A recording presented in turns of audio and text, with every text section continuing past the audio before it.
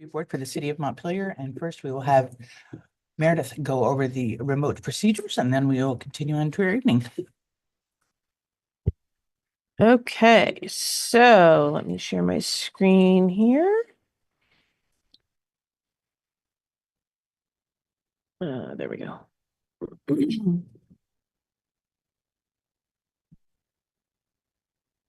All right.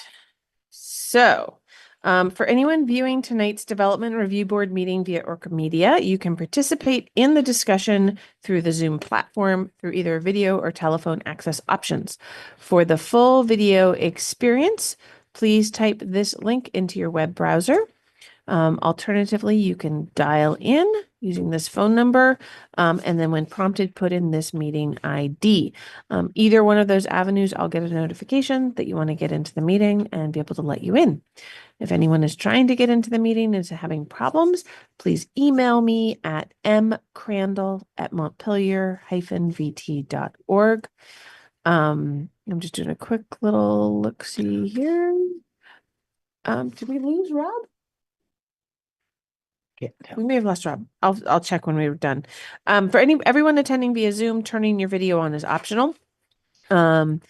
We do ask that you please keep your microphone on mute when you're not speaking. This will help reduce background noise. And note that the Zoom chat function should only be used for troubleshooting or logistics questions. Any questions or comments about an item on the agenda should be made by raising your hand and waiting until you get called on by the chair to speak. In the event the public is unable to access tonight's meeting, and I would get notification of that through my email, the meeting will need to be continued to a time and place certain. I will now hand the meeting back over to the chair for member introductions, and Rob just got back on. Okay. Starting out on the right, can you introduce yourself? Kevin O'Connell, member. Meredith Crandall, staff.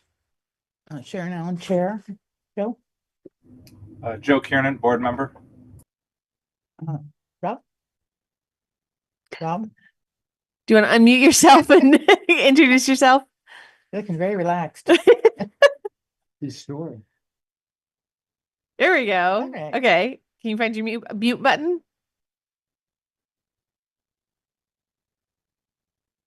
So you are still on mute. You're still muted. If you can try it on the Zoom, it looks like you're on a different tech than normal. There we go. Found it. Awesome. Great. Thank you. Catherine Burgess, board member. Great. We do have a quorum, so we will proceed. The first thing is the agenda. I'm sorry. Okay. Second. Okay. Discussion. Do we want to add something to it, Meredith? Do we want to? I mean, James can be under other business without us necessarily Okay. having to add it. It's Okay. just, it's an opportunity for other people who are present to bring something Okay. new, as well as the little things I throw in. Okay. All those in favor of approval of the agenda, say aye. Aye. Aye. Unanimous. Thank you. We are now, this is a sketch plan review for 491 Elm Street, and that is presented by James Moore, who's the owner and applicant. You want to come up to the table? Yeah, feel free to move the microphone to wherever you need it. We do want you to try and speak into that clearly so that the minutes, well, one, so people remotely can hear you, but also that's how we have our minutes made. Yeah.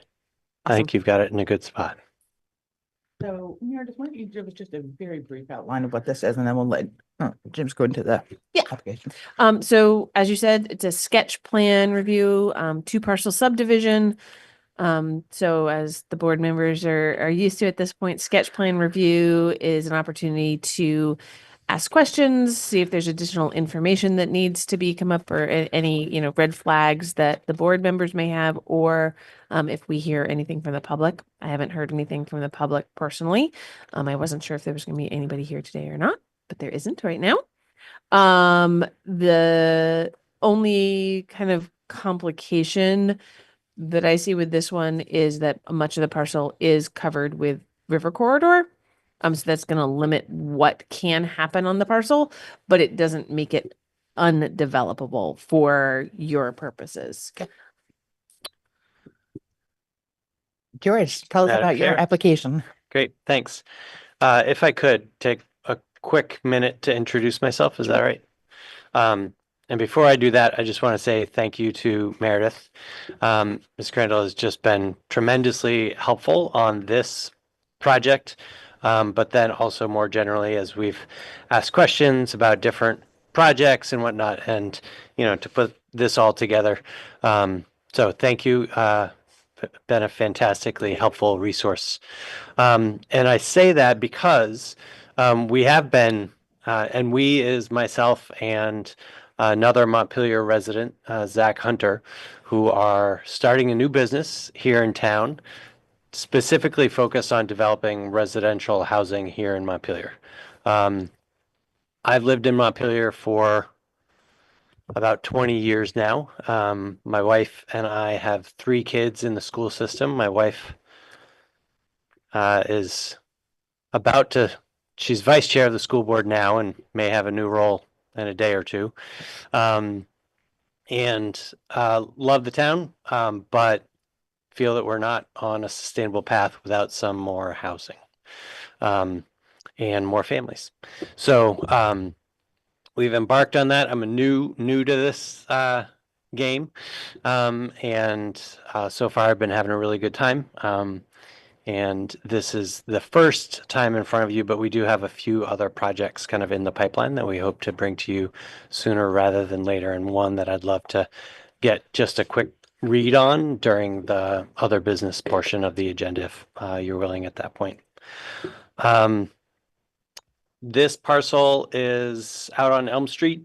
On your way to the pool, it's on the right-hand side. It's 2.3 acres. And my goal is to do this subdivision as quickly as reasonably possible so that I can get the house that is currently at the 491 Elm Street address back on the market. So we can get a family living in there, and we'll create another buildable lot through this subdivision process. The current structure that's on the property? It's in great shape. It is ready for somebody to move in. No, so I purchased the property. I think it is the last house in the Codyville. Yeah. But I think it had already left the Cody family, 1 or 2 owners prior. But I just purchased the property early mid-February. So you mentioned that you had to get the subdivision in order for somebody to occupy that house? Yeah, I can't sell the lot. Oh, you can't sell it, I but can't- somebody is there now. No, it's Oh, unoccupied. It's unoccupied. It has been for 3 weeks, Oh, 2 okay. weeks. Okay. Sell that, your plan will be, well, that's not. Yeah, I'm not planning on keeping the house. I have another home in Montpelier where we live, and I want to get that existing You want to property get it back on the into the market. market. I get it. Exactly. Okay, Yep. thank you. And I have been told by the lawyers I can't sell it until it's extremely clear what exactly we're selling. So that's Yep. why the subdivision has You're to here. come first. All right. Excellent. So, Ms. Crandall, how should I walk through the, Ask Sharon and I can share the Ms. Chair. screen okay, if you need something up on the screen. And so to point out let's- things for members who are remote. gotcha. I think, I don't know, I think for me, for reviewing this, that certainly the biggest parts of the question are about the river corridor. Yeah. Yes. The setbacks look like they're Right. fine. That's all taken care of, I mean, I've looked at it and I feel like it's consistent with the neighborhood. I mean, I don't feel like there's really a whole lot else to worry about in this application, except for that piece, which does look a little complicated. So maybe we could bring that map up and Yeah. take a look at it and show me what's going on there. And I think that would be this Yeah. colored one from the packet. Yeah, it says, that's right. So one thing to note here, as you all probably are aware, most of Montpelier's downtown is in the river corridor, and Yep. development is allowed to happen there. North of Cumming Street. Am I correct? That, So I'm just gonna flag it. Floodplain. Yep. River corridor, Different things. different thing. Yes. Most of the downtown is in the floodplain. Yep. Not the river corridor. And especially not Montpelier regulated river corridor. Right. River corridor is the thing above Cummings Street. yes, Okay. thank you. So on this diagram, you see the squiggly blue line. Well, yeah, the orange is. Sure. What's the, so you explain what the squiggly. What blue is that line squiggly blue line that I'm looking at? I think the squiggly blue line is the elevation of the 100-year flood. The orange here, the light orange Right. is the NEPA or FEMA mapped. Yes. Of the 100-year flood. line. Okay. Is that Yep. correct? I'm not quite sure what the blue line. The blue line is is the it? elevation line that I think the Okay. contours basically that Okay. go along. You'll notice that it's similar to the NEPA mapped, but it's a little, Yeah, so the FEMA mapping Is is the what we have orange? to regulate by. okay, So, but yes, that's the orange, not the stripes, but the orange is where our mapped 100-year floodplain line is. So Gotcha. anything under that has one kind of regulation. And Yeah, then so this it- pale yellow that extends further Which is where is the river corridor, which we Yes. only, our floodplain regulations only regulate that in a very small section of the city. okay, so that's actually the light green. Is that the yellow you're talking about? Yeah, it looks like Yeah. yellow to me. It's Okay, green, that's fine. yellowish green. Yeah. Yes. It's green. I was looking at it. I was going, where's the yellow in it? Sorry, it looks like pale because you have to be able to see through it. Right. Okay. Right. And that's the river corridor. So, and the FEMA is the updated FEMA? Remember So some of the older stuff that was old FEMA and new FEMA? so this is the current maps that we regulate to. Right? Better. So this is since these maps have been the maps we've been regulating to that came out in, I think, 2013. So they are old maps. They're newer than most other places in Vermont. Great. We are supposed to be getting new maps. Those have not been issued yet, and I don't know what's happening right now. But Our this current is what maps. we've got. Yeah, This that's is our what- current maps. Okay. So so I'm just wondering where the air on the air on the cautious side is here, and if they're old maps. No, this is 2013 is the, except for the things that came out like are coming out that came out to some towns this summer. 2013 is the most recent mapping you have in the entire state. Montpelier got updated when a lot of other places didn't. Sorry, So- James. no, Okay. thank you. And I'll try and rewind it then. The orange, to orient, the river is there and the hash marks with the blue line in the top right. Okay. Then you have the orange, which is the floodplain, and the yellowish green, which is the river corridor. Which covers the existing house on that lot. Okay. As you can see, and all of the houses there. But there is, as you read the contours, there's a significant drop in grade when you're where that house is versus down to the river. There's kind of like a plateau where the houses are. But all this application is to create a buildable envelope outside of the river corridor. So we're leaving the river corridor untouched by buildings and proposing that any of the development would comply with the zoning setbacks and would be outside of the river corridor. How did it perform down there last summer and the summer before that? The house stayed dry. So, but Yep. The existing one. The existing one, further which back. is in the river corridor, stayed dry. but you're talking about the area that is the Atlas color green, Yes. The where it looks like there's grass growing there. right? Yep, that's the buildable area. So if you go to the next page in the thing, Buildable area as certified by FEMA? as certified by, so here's the thing, FEMA doesn't require the river corridor. Right. The state mapped the river corridors and Montpelier elected to regulate the river corridor in this area. Because it's an area here and north on the North Branch Mhm.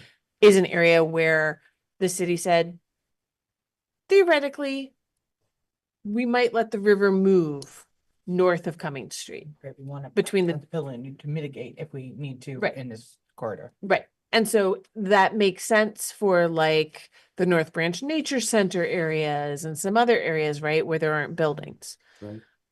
But it's just they had to pick a stretch where we regulate the river corridor. And so where we do that, Mm. we don't allow much in the way of new buildings. And that is not something that we regulate. That's not something So that's not something that the board regulates.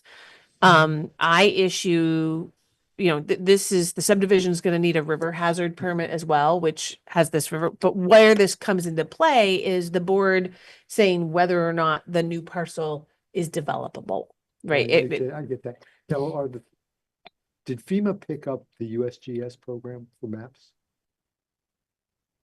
USGS is still involved in the So they're mapping. involved as a separate player. Yeah, and that's like. Yeah. I understand. And that's Yeah, road. that's that's a whole other thing, but it's there's a whole bunch of coordination with NOAA and USGS and FEMA on updating flood maps. But the when applications come in, we just deal with the maps as we have them. So maps are handed down to us for the floodplain.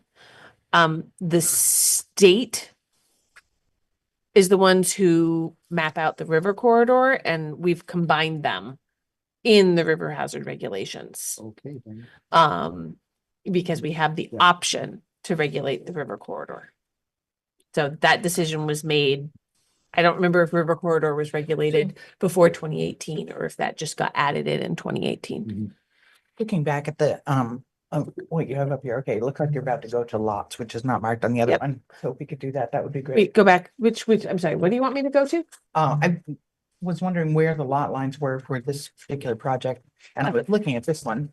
And so we can look at that one if you want to tell me where it is on that one, or we can look at the next one if that's clearer. So the existing lot lines are like here where this red line is and here. Okay, Okay. yep, And then here is sort of the proposal with, I think you said this would be the new Yep. parcel line that would be created. This blue long one here, the Yep. 415.99 feet long line here. So the pink building on the bottom of the map is the existing. That's house, correct. Yeah. interesting. And the pink building on the top is the neighbor. Yep. Yep. And then this area here is a buildable area outside of the river corridor. And with some room for setbacks, front and sides. So there's a, what? Oh, I've got to zoom in, sorry. It's about, 80 by 60 foot area where you could put a structure. Cause, under our regulations, you could do parking in the back. You Right. could do some low value structures like just a Tool shed. tool shed, or maybe even a carport type thing that's not really high value. Right. Could maybe go in the back, under the city's regulations. And then just you'd have your house towards the front. So there's room. It wouldn't be anything huge. Because that but lot, there's room. that lot is gonna go the entire length of that. It's just a river corridor that you're running into Right. there with porches and Yeah, porticos. pushes the buildable. Yep. Yep. Yep. Okay. But the parcel still goes all the way to the Right. back. Okay. That's what the first, And the limitation, could you put a pole barn on the river corridor? I can't remember the exact like value that's in there. There's part of it is there's some monetary value to it on the limitations of what kind of structures can go back there, as well as the types of structure, like what they're used for. You can't have anything that's a habitation. You can't put a house back there. You can do, gardens and pathways and fences, and there's a bunch of things you can do. Just not something that somebody's gonna be living in. Okay, so, are there other questions that can come up right off the top of anybody's head? Because if not, I'd like to go through the application with step review. It sounds like the parcel areas and square feet on the subdivision attachment are different. Yeah, I think that is just because I was working with the state tools to measure out the square footage versus the Survey. survey. Because for sketch plan, we wanted to do this. We'll absolutely have those numbers dialed in with Okay. for the final plat with the survey. Great. Getting out there with the snow that we had over the last few weeks has been tough. Yeah. Like that. All right.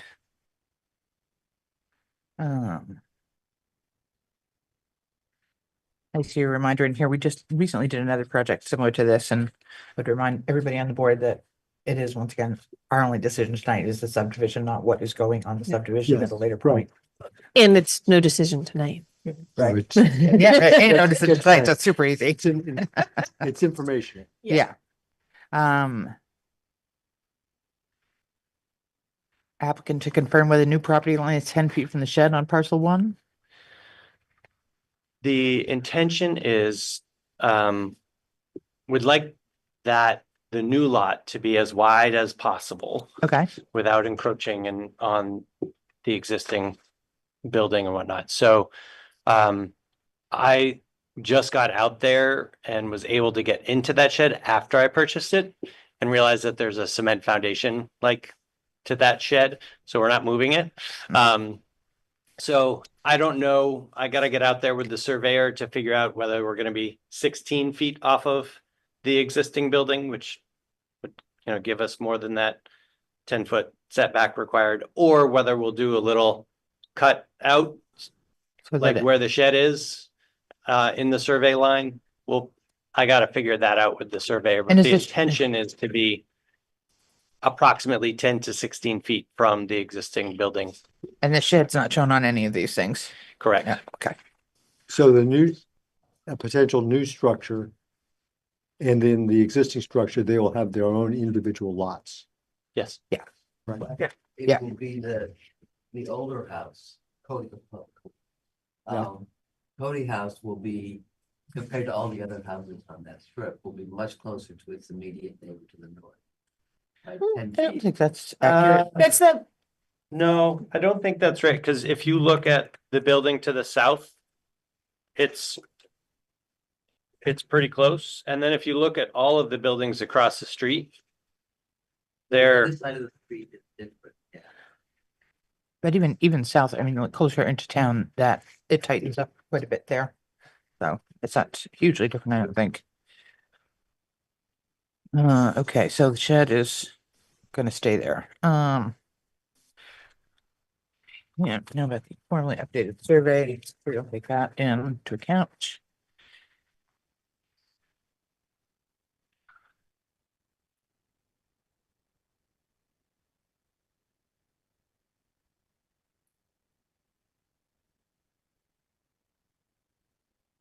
Where is the vernal pool? Hmm? I know, I was like, I was like, where? hold on. I can show you on the screen. Let me pull it up. No. The vernal it's on- pool it's is on the other way- side. The vernal pool is way on the Yeah, other it's side. on the of far Okay, it's on the side. other side. I was Yeah. I was very It's confused. just that Thank the you. setback is a 500-foot setback. So, Good. yeah, I can show you just a second. Okay, thank you. Oops, sorry, I didn't have my No. microphone. Hit me. So vernal pool, and all of that would be encompassed by the river corridor, which wouldn't be in the developed area. Yeah. So here's the parcel. Here's 491 Elm Street that we're talking about. Yeah. This ring here is the 500-foot setback from this vernal pool that's all the way on the other side of Cummings Street. Wow. So, yes, it shows up as a natural resources area on this parcel, But I mean, it's not, nothing, very, very little could happen back here. Correct. And I don't think you're going to be interrupting amphibian stuff anyway. The subdivision's not going to cause a problem for that. But I had to flag it. Yes, okay. I don't know, where is that vernal pool? Certainly, vehicle access and circulation, I mean, this is all, to me, is all just very standard to the neighborhood, and we're not changing anything dramatic, or very much at all, just adding a single house. Yeah, the fire chief and the police chief have, any concerns? That's great. I don't know if we've already gone on the utilities. The utilities are all above ground there, right? Aren't they? Out on Elm Yeah. Street, yeah. And that's gonna be fine.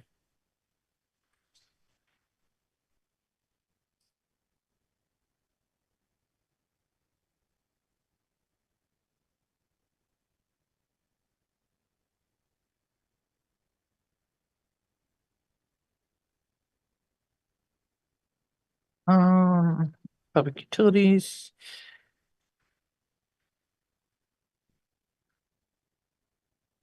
Obviously, new monuments markers to be shown on the final plat. That's pretty standard, I think.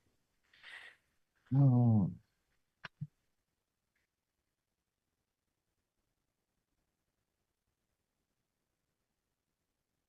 Just checking on the natural resource protection is where I've kind of gotten to, and I feel like with the various lines on our maps, we're pretty safe with our natural resources, that we've got FEMA and we've got the river corridor, and we're all outside of that for the buildable Yeah. lot. If that works. Did other people have other questions? Rob, did you have anything you wanted to ask, or? Yeah, I think just one thing to sort of keep in mind, probably mentioned it like every single, subdivision, but sort of as you run through your concepts for what you might build there, I think, considering utilities, going overhead makes sense here, but sewer and water connections, like there's an existing curb cut on the lot.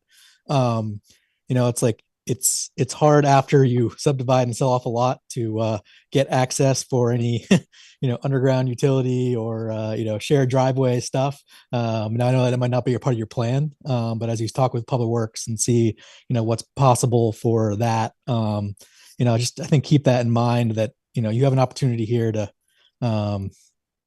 think those through, and put them on those plat, if it's something that you think is really increases your development options of this. So I just wanted to make sure you're sort of thinking of that as you work with your surveyor and Public Works, and you're planning out your sewer and water connections, because that could be something that you might need down the road. So flagging that. Great, thank you.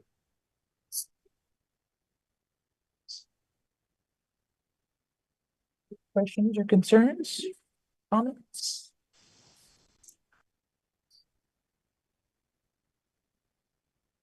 I mean, I think, as usual, Meredith, you've done a very good job outlining what needs to happen if, if the Pretty final straightforward. application, yeah. When we'll take a look at it more formally, but it seems like it's all put together well, and it's all the right notes. To Mr. Goodwin's comment, would we put on the final application, the plat, kind of where we expect the driveway to be, and therefore talk to DPW about a curb cut and sewer and water access? Or So it won't be on the plat. But- It's a good idea to talk to them and get a better idea of how things would fit, to put as theoreticals on your, maybe on your site plan. Yep. It's, the driveway, you want to have a sense of where that might be able to go, which you already Yep. do. I think it's also, Rob was leaning more towards the making sure you're not suddenly drawing a line where now suddenly you need an easement and you've already sold off the neighboring parcel. Yep. That's more his planning versus we don't want that on the plat, because especially if there's a new parcel and there's options, Yep. we're not locking you into something. But if you need to have an easement for something and suddenly you're like, nope, a shared driveway actually makes more sense because of where I have to run the water and sewer, then that easement would be something that would show on the plat. Understood. Sounds good. So I think that's where Rob was going on that one. Great. Yep. And he's nodding. Oh, okay, I'm just gonna throw this in while I have James here. The Conservation Commission. Yep. I know that there's been some scheduling issues with that. As long as the written comments from them are back in my pocket before the final application hearing before the board, that's good. It doesn't have to be before you submit your final application. Okay. Because I know sometimes they have their meeting and then they take longer than they should for the written comments. So Great. just giving you a little, you can submit your application if you've got everything else you need before you have those. Great. That's helpful. Thank you. Okay, you're welcome. So, unless there are further comments, that wraps up the conversational part of the meeting here for, site plan review. James, did you have something else you wanted to bring up under other business? I did. What is that? So I live up on Frog Hollow, which is just off of Town Hill. And our parcel includes a lot was kind of attached to it that abuts Town Hill Road.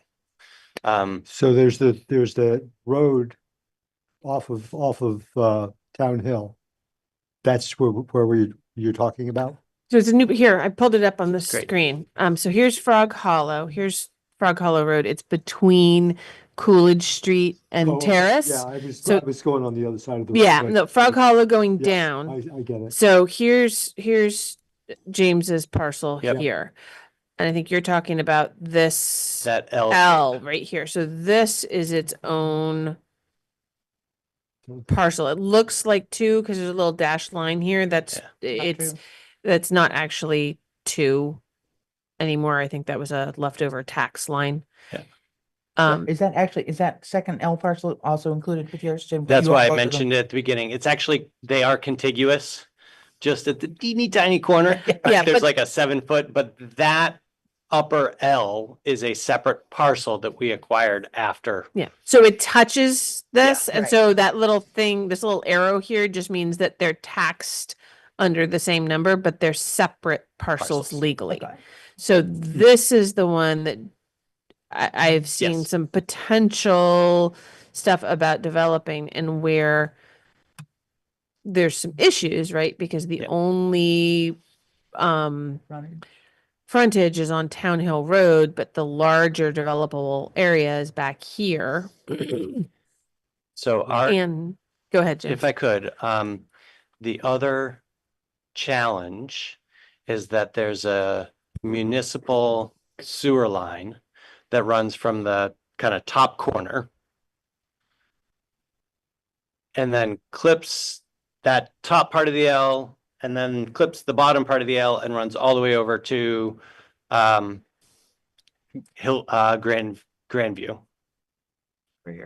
over there. Oh. So it kind of okay. goes across. So the parcel is just shy of an acre. And what, I'm gonna stop sharing for just a second because I'm gonna try and pull up a different layer. Where does it, if it goes over to Grandview, which numbers houses that is it between, between? Give me just a second. just Got north of another the one. Forsyths. I don't know what numbers. I'd have to look at the computer. I don't have it in Give front me a of me. second. How many houses down from Town Hill? And just so people know, this is a very informal Oh, conversation. yeah, Yeah. And this is totally informal. It's that really long, large parcel that Meredith had clicked is the Forsyths. And they are right before the really, really large parcel. On the on the outside of the curve. So the problem with this particular view is it doesn't show the parcel line that runs Yep. here next to Right. this house. But we Okay, can so map it's 169 Town Hill Road. This one has not been updated with the parcel line. So there's now a parcel line here. It It goes runs from down this that corner. corner all the way to Town Hill Road.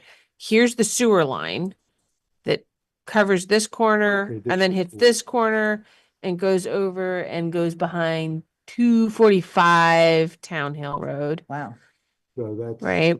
So that means that Huh. you can't build here really, because that's a sewer, like a sewer, if not a main, the next step down, Yeah. that's- right? And And then you there are can't build in this setbacks. corner, and there's setbacks. Off of the sewer line. Yep. So what, So town, Grandview, Mhm. is a loop. Yeah. Yep. With Spring Hollow at the bottom of that loop. Yep. Yep. Okay, And this sewer line connects all the way to another line on Grandview. Right here. What was your question? yeah, so, okay, now I have a context. I happen to live there. Oh, so- great, okay. so we're neighbors. It appears so. So what we would like to do, as you can see the arrow cursor, is do a subdivision there-ish, have a shared driveway that would allow for a developable lot here on the long part of the L somewhere. It's probably like here, and then also something here. But because of the setbacks and whatnot, it's as I understand the regulations, it's a driveway if it serves 2 or fewer parcels. So we could do a shared driveway. But each lot is required to have frontage. And we wouldn't have frontage on Town Hill for this lot. We could make it a street, a shared street, private street, but then the setbacks would be from the street, which would further make it so that you couldn't have any buildable area on the lot. So the request that I would like the DRB to kind of be willing to consider, and I'm asking if you're even allowed to, is would you be allowed to grant a variance on the frontage piece? So this lot would get its frontage through a driveway agreement, a shared driveway agreement to Town Hill, which has 100 feet of frontage. And it would share, and all the utilities would go. Rob, did you have a question? Nope, not yet. Sorry, I saw your hand up there. I wasn't sure what you're doing. Go ahead. So that's. Or is there a different path? But it felt to me like that would be the easiest if the board's allowed to say, we'll waive that frontage requirement or allow the frontage to be granted through a shared driveway. Then it would allow the development to happen. But if we had to do it as a street. Well, I certainly wouldn't want to speak to that without checking my regulations. Yeah. Yeah. Yeah. You know, It's- I mean, It's that's, fairly speculative question. If you were to put a duplex there, would the problem disappear? Well, why don't you say about what you're thinking for density, and because that comes into this. Yeah, so we are developing projects that have duplexes, triplexes, and quadplexes. Oh, it's gonna be quite something for the town. Yeah, that was Yeah. gonna be my question for you, Meredith, too, if it was a quad, what the. Yeah, so it's changed it. because of it's because of the number of units that it's looking more towards like a subdivision, right? Because you had originally, We this could is we've been probably playing do- back and forth right. with stuff because it's also once if you have,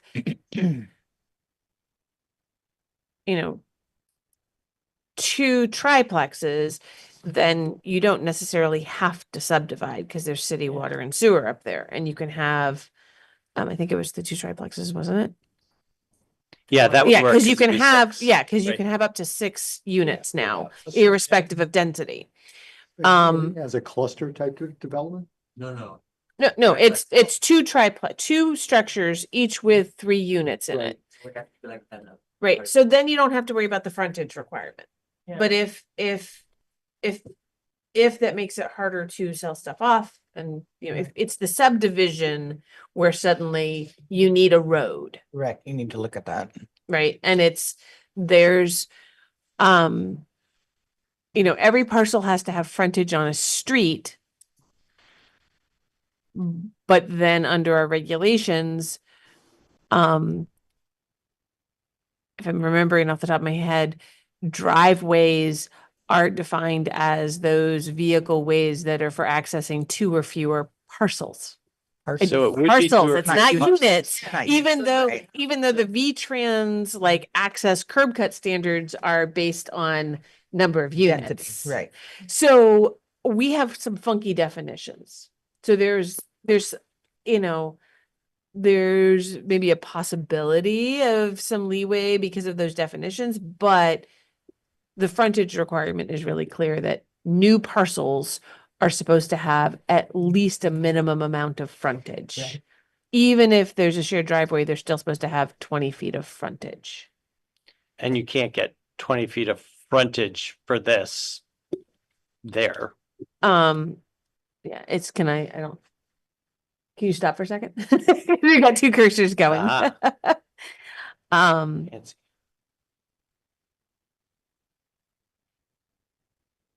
You got, 85, but you'd still have to have you'd have to have 2 parcel lines, right? So you'd Right. have to have this weird little 20-foot piece come here with the shared driveway that then it gets really funky.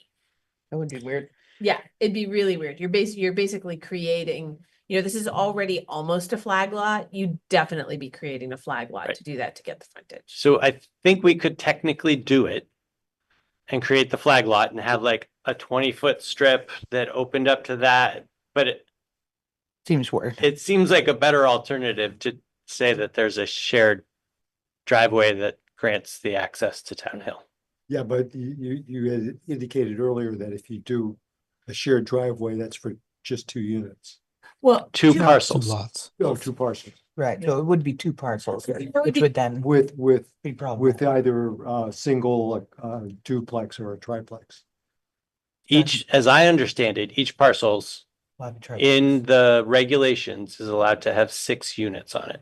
yes. We would not be anticipating that much Why not? on either parcel. Strictly because I don't think it could fit. I guess that's a factor. It would also be character. That wouldn't fall into play so much. The That's- subdivision, the new- because the development, right? It's no longer conditional use. So the subdivision, how you carve up the land, this character of the area comes into play. But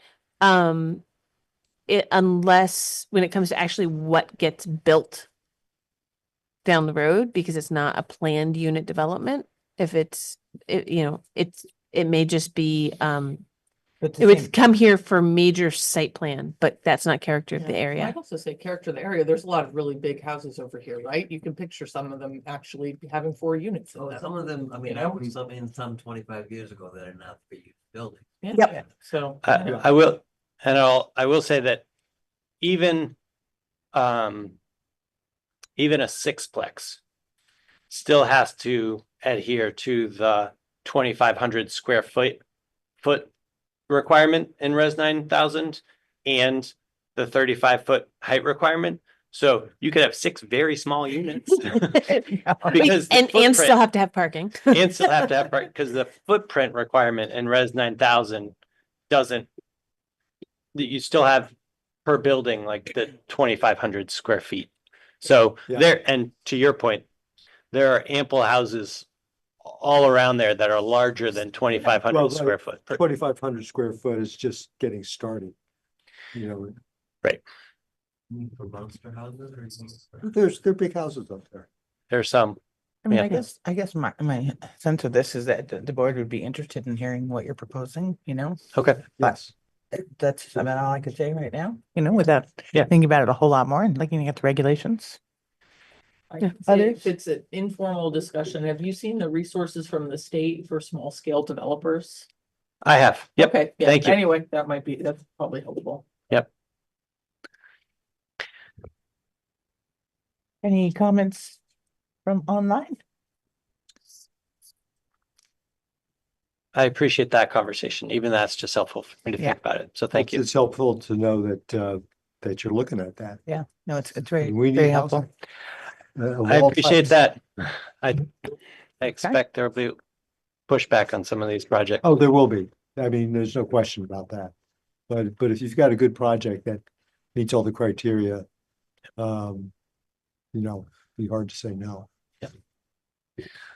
All right, thank you very much, James. I believe Thank your you. portion of the evening is over and we're gonna go to reviewing the minutes of the previous meeting. How long ago? Which decade was that? November 4, 2024. This was the ceramic studio on Elm Street second, and did that happen? I'm sorry. What? Review. Oh, yeah. Yeah, Haven't done- Yep. I don't know. I haven't been over there to see if he's done it yet, but I mean, he has 2 years. So, I thought we did that about 10 years ago. no. Oh, This on Elm Street, not Berry Street. I was thinking Barry. Yeah, and that would have been 10 years ago. I've been here less than 7 years, so I was here for that one. I remember the meeting. yeah. Well, we had COVID in there and a flood, so 7 years may feel more like 15. It's, yeah, the fun just amplifies itself. Uh, Can I get a motion to approve the minutes? Second. All those in favor? Aye. I, Great. Do we have, what's our upcoming meeting schedule looking like? Yep. So we do have a meeting on the 17th. The link you used to pull meeting materials for tonight should still work. If you look under the next meeting, that application is up there. It is development involving slopes. And there's they don't have the engineered foundation plans in there yet. If you read through their letter, they're actually asking for a initial conditional approval because they've got to run water and sewer and build a new driveway. And so they'd like the first round of Where is it? approval. It's up off of it's up near bordering Hubbard Park. Bill Jolly's parcel. We did that. Remember when we did the boundary line adjustment for Bill Jolly? So this is that back parcel. Okay. And then the applicant, either the board could give conditional approval based on like DPW review or just have him come back to the board before he can get building permit. So take a look, that's up Yep. there and I'll Anything else? update it.